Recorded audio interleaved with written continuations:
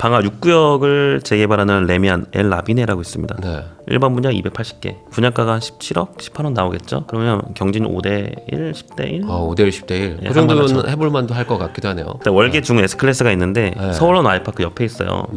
분양수가 작고 분양가가 아마 이 지역은 16억 정도 나올 것 같거든요. 그럴 때 5대1 내외 정도 예상합니다. 또는 이런 지역에 1인 가구 생애 최초 있잖아요. 네. 그런 분들도 당첨 가능성이 높고요. 5대1, 10대1 안쪽에 다자녀와 신혼부부 특별공급은 실 경쟁률이 3대1이 안 돼요. 그런 거는 특공 자격만 갖고 있어도 당첨이 돼요.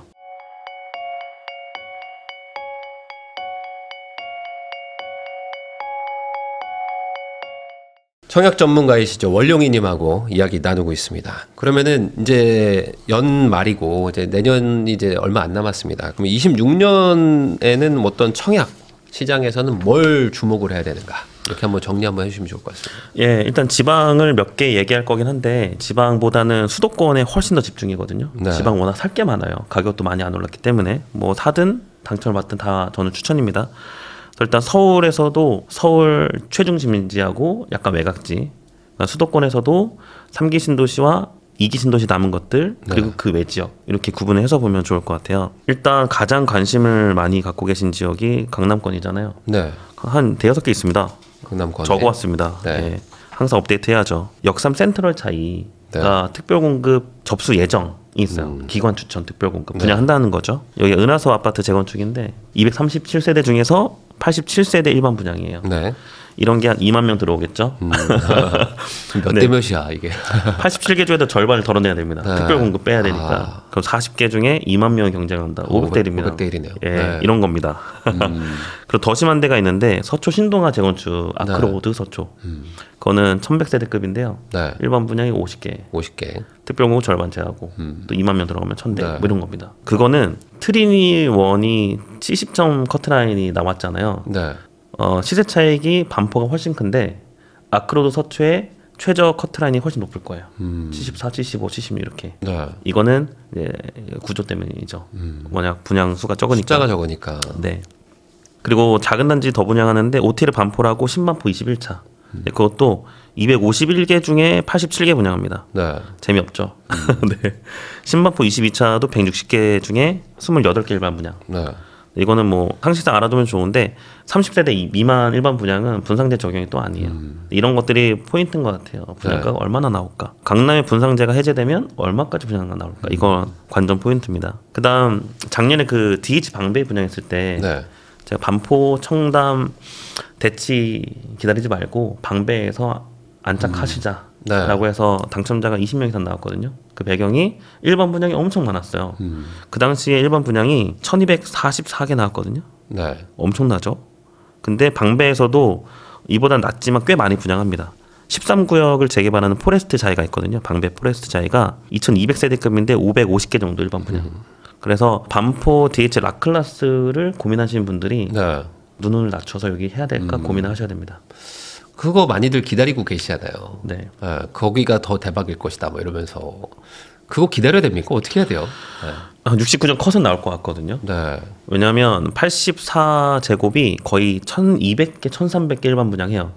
특별공급 빼면 600개. 네. 그러니까 여기서 팁을 많이 드리면 최대 청약자가 6만 명, 7만 명 안쪽일 거예요. 6만 명일 때 84에 600개를 분양하잖아요. 네. 그럼 100대 1입니다.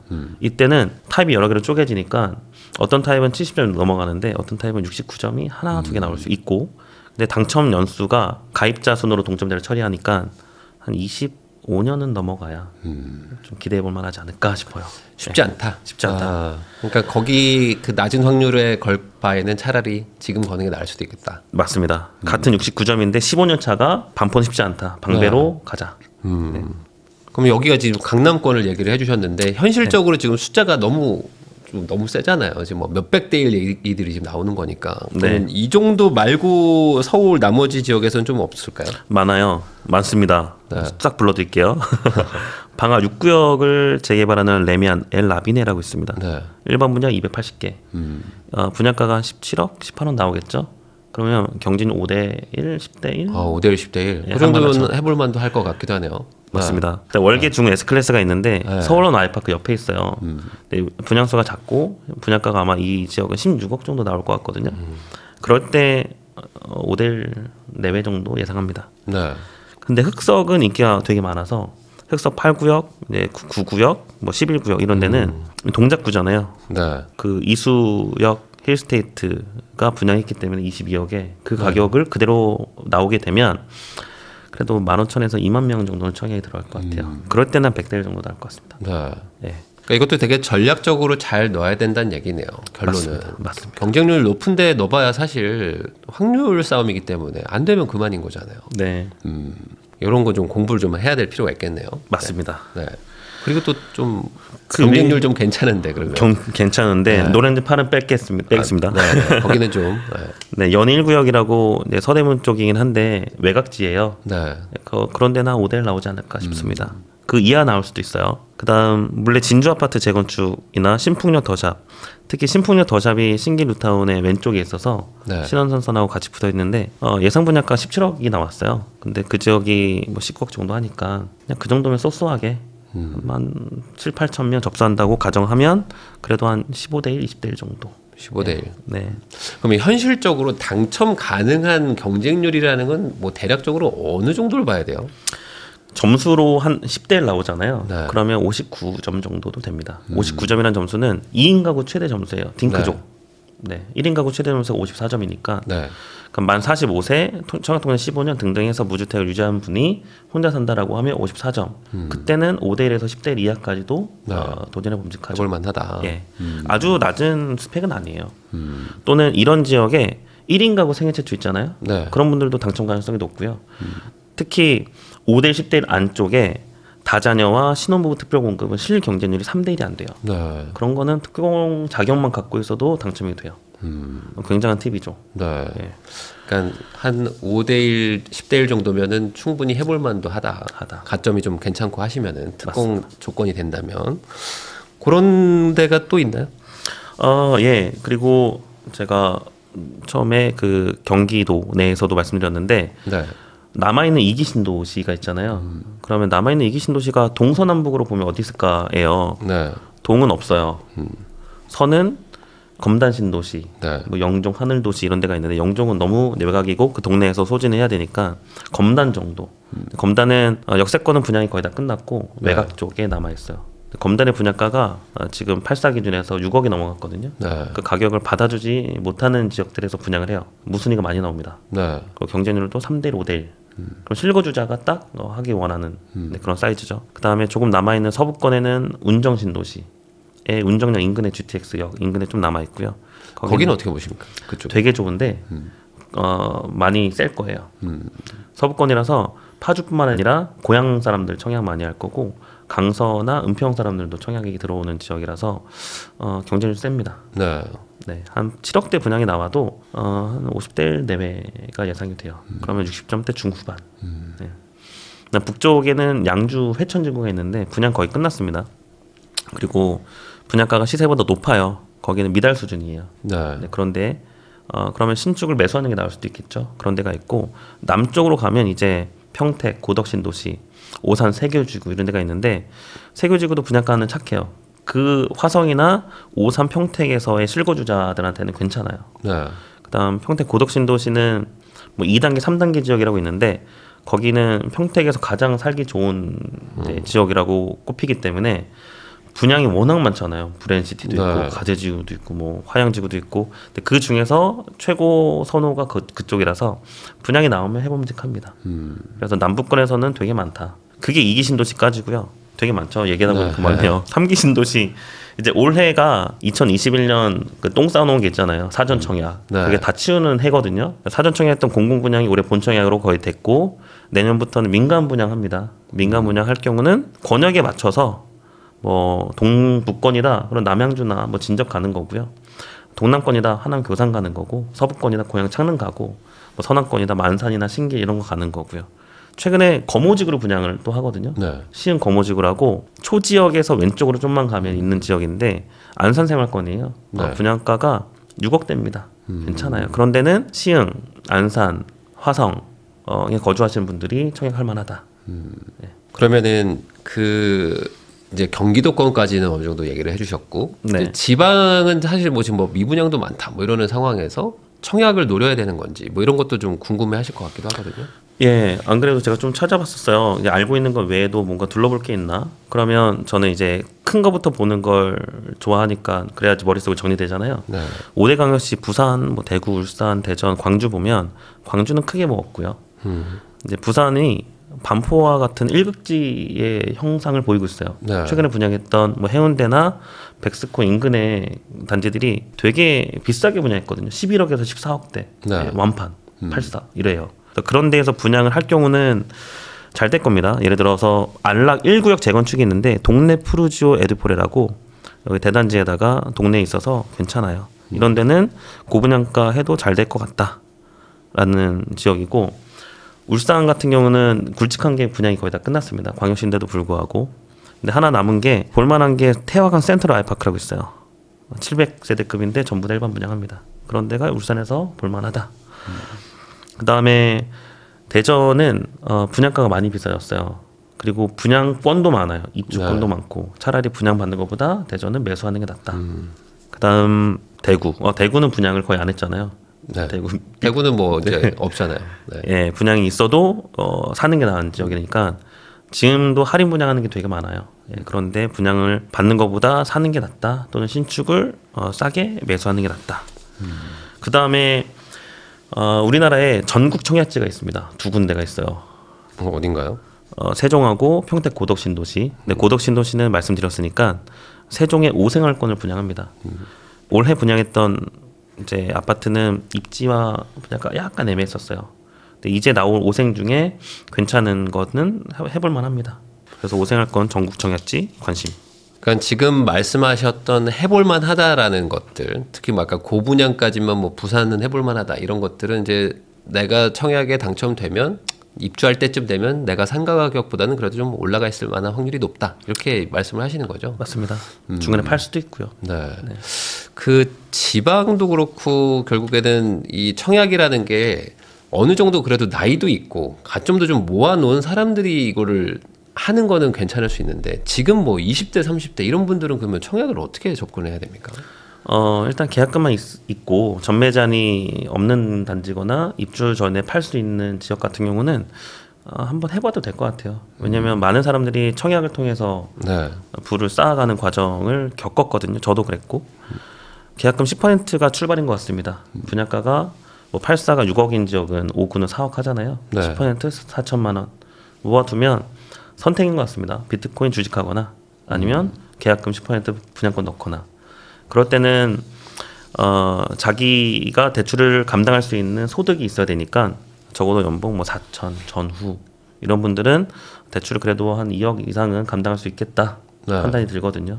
그러니까 3년 뒤에 요즘은 공사 기간이 또 길어져서 3년 반이면 입주하잖아요. 그 기간 동안 열심히 모으고. 저는 항상 청약을 최우선으로 내 집 마련을 하려는 분들 최우선 두고 안 되면은 다른 거 사자예요. 그러면은 이게 청약을 노리는 분들도 있고 이제 집을 또 그 일반 매매로 사는 경우들도 있다 보니까 어느 정도 하다가 또 이게 좀 일반 매매로 사야 될지 이거에 대한 좀 감도 없으실 것 같기도 해요. 예, 되게 좋은 맞아요 접근인 것 같은데요. 제가 2달 전까지 봤던 데가요. 어차피 잠실 당첨 안 되잖아. 그럼 사자. 송파에. 근데 송파 잠실 주고 5단지를 살 건 아니잖아. 그래서 지금 관리 처분이나 사업 시행인가 된 거 사자. 그래서 봤던 게 가락프라자였었어요. 근데 살 때는 그 동네에서 예상되는 신축 시세가 있잖아요. 입주권 사는데 총 매매 가격이 그보다 20% 이상 싸면 사자. 왜냐하면 잘 보면요. 저는 이제 퍼센트로 비율을 보는 걸 좀 재밌어해서 반포 같은 경우는 시세보다 40% 싸게 분양가가 나오거든요. 네. 그러니까 뭐 이런 결과가 나오는 거고 방배는 시세보다 30%가 싸요. 네. 그 다음에 작년에 마포 같은 경우는 시세보다 20%가 쌌었어요. 그러면 20%싼 경우가 시세는 20억인데 16억에 분양하는 거잖아요. 네. 16억에 입주권이면 괜찮다예요. 그럼 너는 가점이 낮더라도 입주권을 사게 된다. 그러면 가점을 65점 이상 갖고 있는 것과 똑같다. 그렇죠. 네. 그러면 사야지. 그런 거죠. 그러니까 이것도 어느 정도 좀 계산식을 좀 돌려봐서 네. 괜찮다 싶으면 그냥 일반 매매로 가고 아니다 싶으면은 이제 청약을 계속 노린다는 이렇게 말씀해 주신 것 같고 네. 내년부터 해가지고 뭐 한 2, 3년간 뭐 서울 뭐 역대급 이제 입주량이 없다 뭐 이런 얘기들도 막 계속 나오고 그리고 이제 뭐 착공도 지금 못 하고 있고 네. 뭐 당연히 뭐 인허가도 안 되고 있는 뭐 이런 상황인데 이런 상황에서 청약 시장은 앞으로 좀 어떻게 흘러갈 것 같은지 궁금합니다. 공급이 적어도 분양가 높아지잖아요. 사람들이 네. 외면합니다. 오히려 정말 갈아타기를 원하는 사람들만 청약에 참여할 것 같아요. 네. 예, 그렇지 않고 너무 비싸다 우리를 호구로 보냐라고 하면 더 어려운 재개발 공부에서 재개발 재건축 입주권을 사시겠죠. 예, 그래서 저는 청약을 최우선으로 둔다는 말씀을 드렸지만 그거는 우선순위에서 이게 걸러지면 버려야 된다고 보거든요. 네. 그래서 정확하게 2021년 사전 청약 때부터는 청약보다 매수가 낮다라고 했어요. 청약 전문가인데 조선일보 나가서도 그랬거든요. 네. 그러니까 매수가 낮습니다 지금도. 그런 분들은 아예 청약 포기하고 매수가 나아요. 아 그런 분들은 차라리 네. 갈아타기 하려고 하시는 분들은 뭐 좀 고민해 볼 수도 있고. 네, 공급 물량이 줄어든 것 때문에 경쟁률이 높아지거나 당첨이 힘들다고 판단하시는 분은 빨리 사자. 그러면 이미 뭐 지났으니까 가장 고분양가 논란 막 얘기 나왔던 게 이제 서울원 쪽에서 뭐 노원이 뭔 10억이냐 뭐 이러면서 막 엄청 뭐라고 했었잖아요 사람들이. 근데 네. 지나고 나서 보면은 이걸 어떻게 판단해야 됩니까?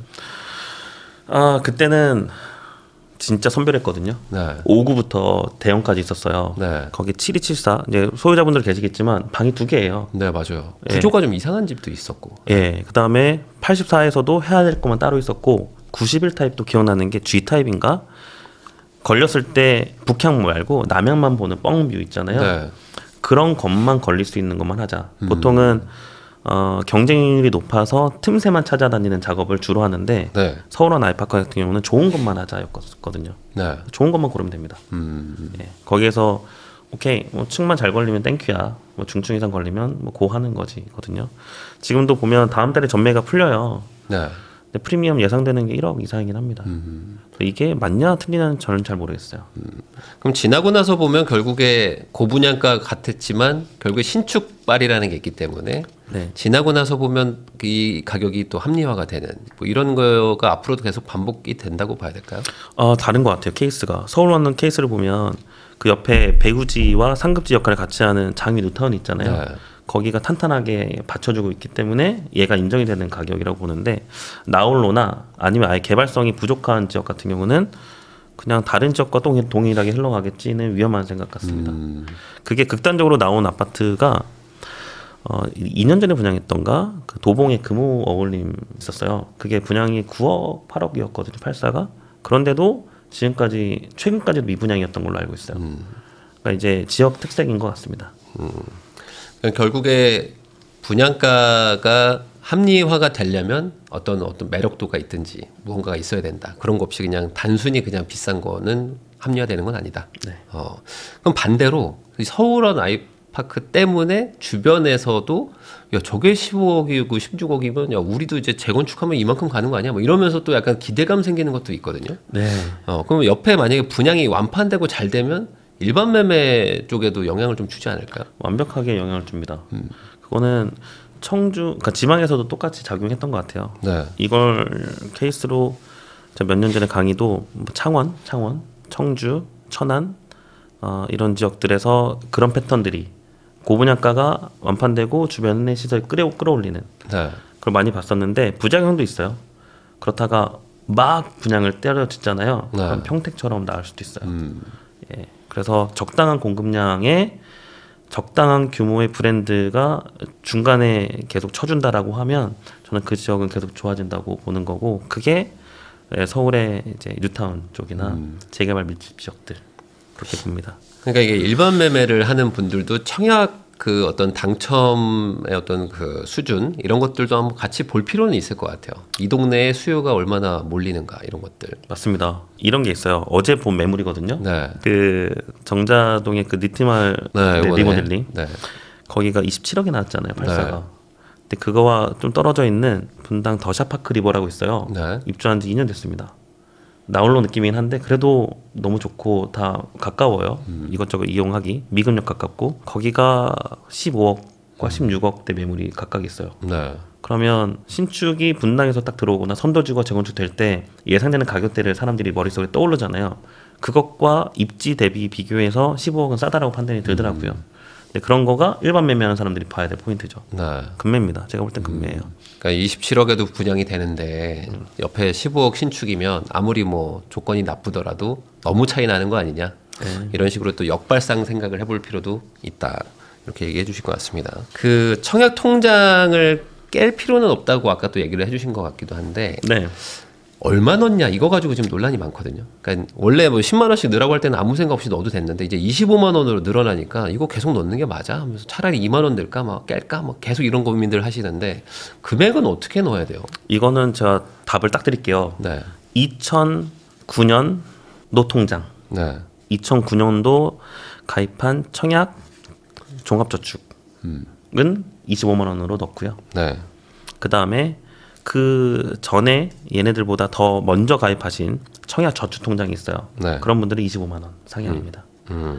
왜냐하면 지금 둘 다 25만 원 얘기해 주셨는데? 네, 둘 다요. 아, 네. 그러니까 그 외에 청약 예금이나 부금은 할 필요가 없어요. 네. 네, 주택청약 종합저축 2009년도 가입자분은 25만 원. 그다음에 2009년 이전에 가입한 청약 저축 가입자. 네. 지금은 통장이 일단 뭐 청년 주택 드림 청약 통장 제외하고 4가지 통장이 있어요. 네. 예금, 부금, 저축, 종합.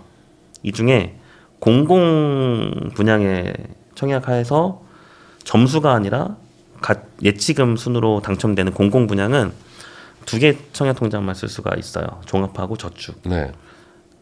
그런데 종합저축은 가입자를 2009년도부터 받았어요. 5월부터. 그때부터 가입자가 폭발적으로 상승했다 보니까 동기들이 너무 많아요. 네. 그 다음에 그 사람들이 죄다 69점이 된 때가 재작년부터거든요. 2024년. 청약통장 가입 기간이 15년 이상이면 네. 만점이니까 2009년에 15년 더하면 2024년. 네. 저는 그때 전까지 빨리 분양 받아라고 말씀을 드렸던 이유인 거고 이미 벌어졌잖아요. 그럼 2009년도 가입자가 다른 사람들보다 우위를 갖기 위해서는 25만 원 상향을 해서 네. 앞으로 나올 3기 신도시에 공공 분양을 준비해야 되고 청약 저축 가입자는 기존에 갖고 있는 우위를 계속 선점하기 위해서 25만 원 상향을 해야 돼요. 만약에 그러면 난 2015년 가입자인데 어떡하냐라고 할 경우는 청약 통장을 나중에 물려주면 됩니다. 자녀에게. 예, 물려주면서 20년, 30년 쌓이게 되면 엄청나게 산삼과 같은 통장이 되니까 그때 뭐 4기 신도시, 5기 신도시, 1기 신도시 뭐 재건축 이런 얘기 나올 때 쓰시면 되고요. 그리고 이제 증여한도도 채워놓으시려면 미리 하면 되는데 저는 그렇게 할 것 같지는 않습니다. 아예 2009년도 종합 그리고 청약저축 가입자는 25만 원, 나머지는 그냥 두셔라.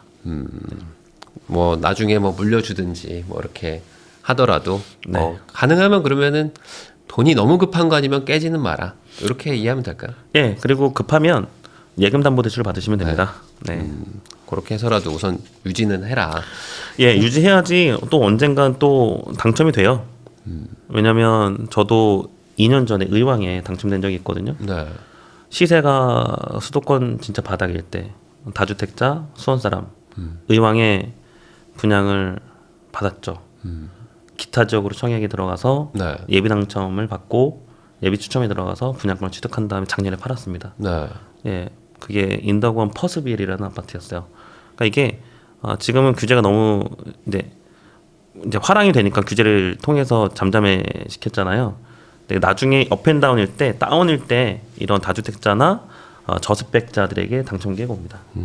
유지를 하시는 게 좋습니다. 그러면은 다주택자들도 가능하면 그냥 유지는 해라. 네, 유지할 때 200만 원, 300만 원까지만 유지하셔라. 네. 그 이상은 굳이 뭐 넣을 필요는 없고. 네. 알겠습니다.